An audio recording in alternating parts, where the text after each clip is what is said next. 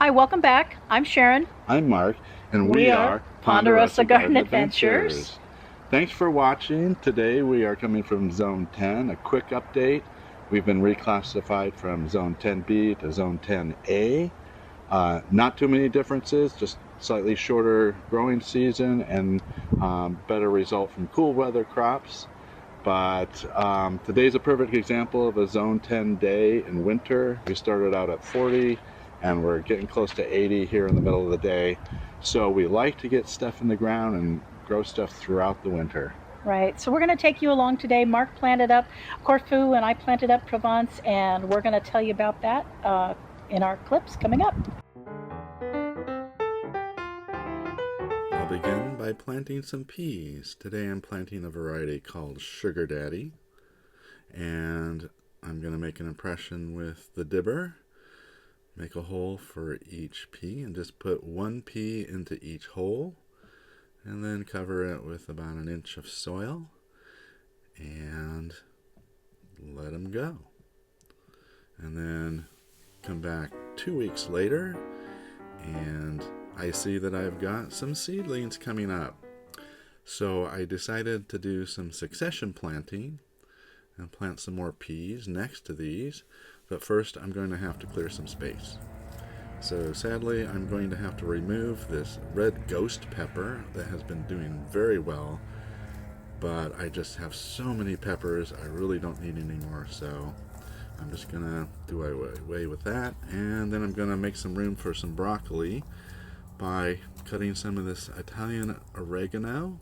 This is my favorite herb, so I grow lots of it and then I dry it out in the air dryer. And I have some Green Magic broccoli growing, and I'm going to plant some more, this time some calabrese. So I have some succession planting going with the broccoli. You'll see it's very tiny seeds. So we sprinkle those around, and they have to be very shallow. So I'm just going to put a thin layer of dirt, a thin layer of compost, just a couple handfuls, and then spread it around with my hands to make a thin layer and work the seeds in. They have to be just below the surface. And then I will water it in with some water from our rain barrel, which I like to do to help give them a chance to germinate. And everything in our garden has to be covered with some chicken wire to get the critters out, because they like to dig around and eat those seeds. So now I'm going to do the succession planting with the peas. I'm going to use a pea pod from last year's harvest. I've soaked them overnight, and I'm going to make some holes with the dibber. So I will plant them alongside the package seeds and see how well they do compared to the same variety from a package. Just using peas from last year's harvest. This is a good way to save money, is to reuse the seeds from your harvest. So I'm going to just plant them about an inch deep, put some compost over. I'm not going to water these in because we've got a rainstorm coming in later, and I'm just going to let the rain do its work. And again, we have to put chicken wire over everything because definitely critters will get in there and eat those peas. And here we're done with today's planting. Here we are 1 week later. These are the original seedlings. As you can see, they've gotten much larger in just 1 week. And over on the right hand side of the planter, I did plant some kale and some lettuce earlier before the rainstorm, but this rain hit very quickly. I didn't have time to record it, so I just threw them down, and fortunately it looks like the kale was able to start growing, but I don't have any lettuce yet. So finally I have some wildflowers growing in the 4x4 in the back. Again, I threw a handful of these down right before a rainstorm, and you can see they are starting to come up. You'll see some alyssum and some poppies from last year's planting. But I did have a little bit of oversow around the edges of the planter, so we're just going to let those go. Those are wildflower seedlings, and you can see they're outside the planter. But we're just going to let those go. And you can see I also have some broccoli growing back here. I had some seedlings growing, and then I threw some seeds down, so I've got a couple of seedlings coming up in succession. So we also like to plant beans back here. That's what the trellis is for. So we'll get to those in spring.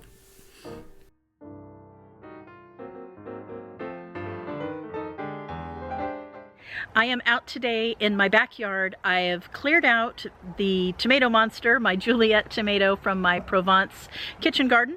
And when I was out today, I picked up some broccoli starts and some peas, and I have my seeds to sow some lettuce and some other things, and I have my dibber and my hori, and we have rain coming, and so that's why I'm out here trying to get this done quickly so I can take advantage of the rain that's going to help these seeds get started and the plant starts get settled in. So come along and I'll show you what I've got done.